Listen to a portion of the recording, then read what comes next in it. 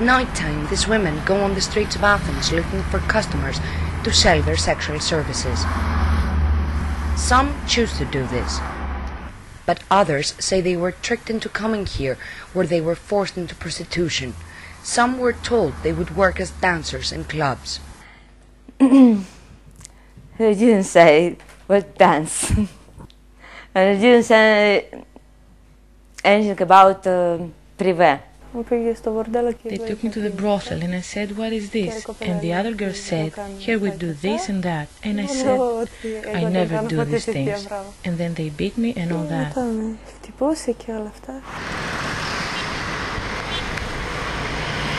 At daytime, it is tourists who are taking a walk on the streets of the Greek historical center. One of its most visited touristic sites is the ancient agora or forum. This place in ancient Greece used to be a venue for discussion and philosophy amongst men. The only women who were allowed to be here and participate were prostitutes. In modern Greece, things have changed. Prostitutes are not respected as they used to be in ancient Greece. They have no secrets of love to share anymore, only shame and fear, trapped and threatened by the people who brought them here. So there is a day I go with 120 men. I was very tired and I have injury inside me. I was bleeding. I started crying. I said, I don't want to do this. I want to go home. He went inside the kitchen. He boiled hot water. Then he poured the hot water on me. Sandra was told she was tied with a voodoo spell and that she and her grandmother would die if she tried to escape. I can't say it to anybody. I can't say it to police. If I say it to police, I will lose my life. I will lose my grandmother because of the juju. I swear I can't escape from the house. Margarita went on her own to an office in Russia to get a job in Greece. They told her she was going to get some work as a dancer. For what happened to her, she blames herself. First, when I came, yes, I understand. He's saying, he made me visa for 1-2 months, and then some papers. It was my fault. Why I don't think what paper, how they make it, how it was my fault. Maria was only 16 when her teenage sweetheart told her to leave her home in Romania and come to Greece to start a new life together. Before she realized it, he sold her. I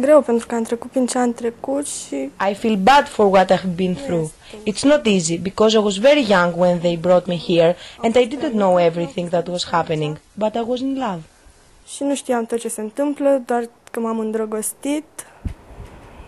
They are all victims of human sex trafficking. They thought they were coming to a European country to get a better life, and they faced a nightmare. If they have, in 7 hours, less than 40 clients, they will be beaten. On this pace, their destiny is to be thrown away in some years, if they are not used for taking ovaries, organs. This woman is living with the girls who managed to contact the authorities and escape.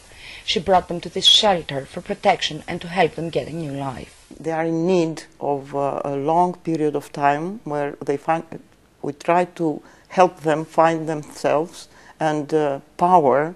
In order to do that, in my experience, the most important thing is to feel at home, and art therapy is one of the most important things that we are trying to do for them. Due to cuts in governmental funding, this is one of the few shelters for victims of human sex trafficking, even though the problem is widespread. Attorney Mrs. Pagoni says it is also the legal system that does not support these girls. We had a case actually in 2009. The girl was treated as if she was the one to explain why she didn't manage to escape, why she even decided to come to Greece, instead of the whole hearing in court to focus on if her story is real or not. But according to another lawyer, Mr. Athanasopoulos, judges are prejudiced against defendants who are facing the risk of a false conviction. A lot of women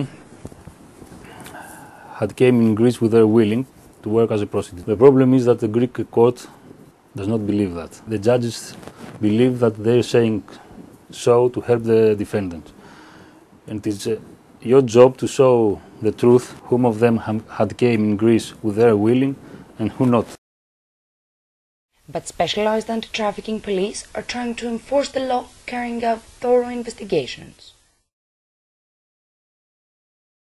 We have a lot of intelligence and we have databases, so when the women speaking about specific persons, we know from before they arrive in our department that this person is a real criminal, but the final decision is on the public prosecutor's side. One of the police's priorities is to dismantle criminal groups operating in the Greek capital. But many trafficking offenders are still active in central Athens. For many of the victims who live in the shelter, it is still dangerous to move freely. Christina is one of them.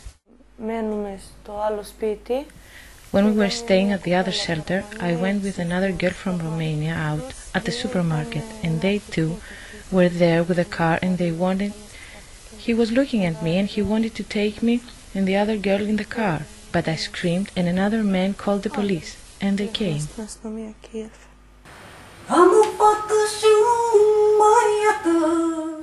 Ramona is singing a song for her children. They are back in Romania and she doesn't know when she's going to see them again. What I want to do now, I want to go back home. I have a husband and 3 children there. And are you afraid? Is it dangerous for you to go now to Romania? I don't know. Other women want to stay here in Greece and continue their lives. I want to go to school. This is what I want. I want to go to school. Then I want a good life. They want to get a new life and make their dreams come true. Until then, they are trying to forget their nightmare and stay safe.